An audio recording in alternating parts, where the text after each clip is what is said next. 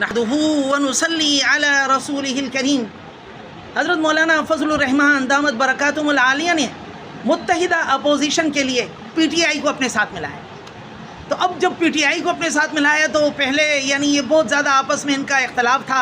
جب P T I کی حکومت تھی تو اس وقت لوگ یہ کہہ رہے ہیں کہ یہ مولانا نے یہ کیا کیا ہے، ان کو یہ بات سمجھ میں ابھی تک نہیں آ رہی کہ معاملہ کیا ہے۔ بھائی معاملہ یہ ہے کہ مولانا یہ چاہتے ہیں کہ آئین اور قانون کی بالادستی ہو اور عوام کے ووٹوں کے ساتھ حکومت بنے، طریقے کے مطابق۔ جب بھی دھاندلی ہوگی، جب بھی آئین اور قانون کی خلاف ورزی ہوگی اور جعلی ووٹ ہوں گے، مولانا اس کو قبول نہیں کریں گے۔ بات سیدھی سی ہے۔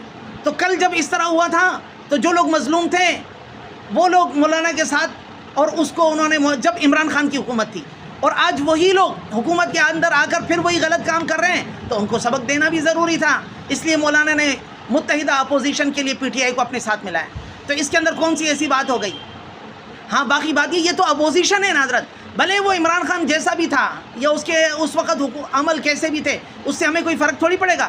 وہ اگر آج بھی ویسا ہو، ہم کوئی اس کو حکومت دلانے کے لیے تھوڑی کر رہے ہیں۔ ہم تو اس حکومت کو جو آئین اور قانون کے خلاف جو کچھ ہی کرنا چاہتی ہے اس کو روکنے کے لیے مولانا فضل الرحمان متحدہ اپوزیشن کر رہے ہیں۔ اس کے اندر کون سی غلط بات ہے؟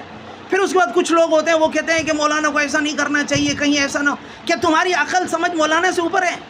کیا تمہاری بصیرت مولانا سے اوپر ہے؟ کیا مولانا کی نیت کے اوپر آپ کو شک ہے؟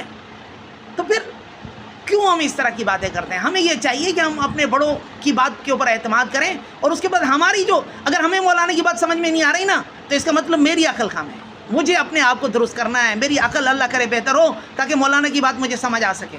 یہ نہیں کہ میں مشورے دینے لگ جاؤں کہ مولانا کو یوں نہیں کرنا چاہیے، یوں کرنا چاہیے، مولانا ایسا کرتا ایسا نہ کرتا۔